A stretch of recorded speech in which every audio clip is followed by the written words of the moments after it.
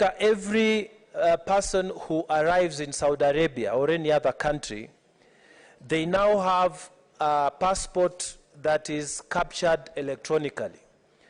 Mr. Speaker, maybe time has come for us to integrate our passports so that automatically when you arrive in a country, our embassies are directly informed, so that when your passport is stamped and when they capture your record electronically, then the embassy also at the receiving country is able to capture those details. Mr. Speaker, this is the only way we will be able to get our citizens protected, because the system of appealing to people to come and register, as I've seen in the newspapers, SMSs and whatnot, is not working. So let us use the electronic developments that are recent to capture these and make sure that every Kenyan who is going to be received in another country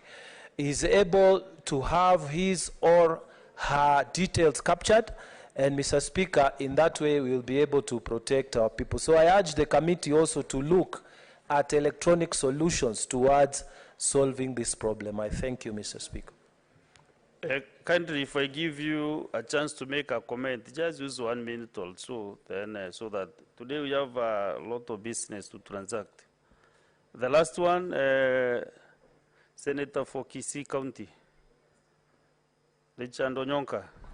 Thank you, Mr. Speaker. I would like to, first of all, congratulate my brother, Senator Makau, for having raised this issue, and I hope that the committee will be seized of this matter very deeply and very seriously.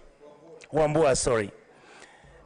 Mr. Speaker, at one time I served as Deputy Minister for Foreign Affairs. The problem with the immigrant workers that are traveling out of the country is because, one, our country has actually never signed bilateral agreements which are binding with the countries where our poor and our struggling Kenyans are going to look for jobs. So actually what you find happening, Mr. Speaker, is that some of the agreements and contracts which have been signed cannot be legitimately questioned or legitimately raised in a court of law. And that is why you realize that when Kenyan workers travel abroad, and especially to the Arab countries, their records are dubious, their whereabouts are dubious, even the people who they are going to work for usually. Just a moment, Senator Richard. Yes. Senator Kinyua, what is your point of order?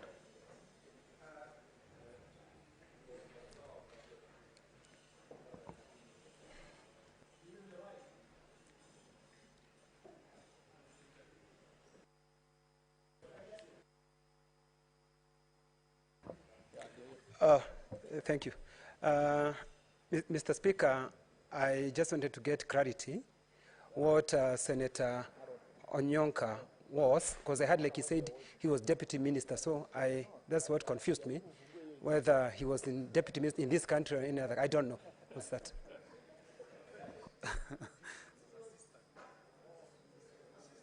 Senator Richard Onyonka, were you deputy or the other term? Behaving. Thank you, Mr. Speaker. I will explain to my brother. In the Francophonie, it is deputy minister. In the Anglophonie, it is the assistant minister. I hope I've made the difference. I wanted to explain that I hope the committee will be seized of this matter.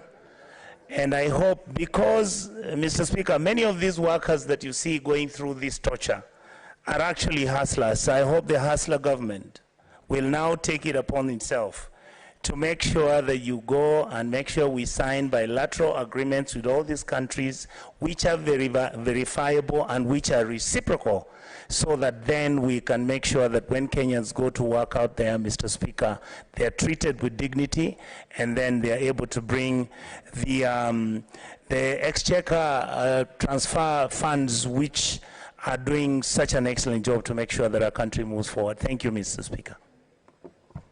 Thank you. Let's get the second statement from Senator Wambua. Oh, okay.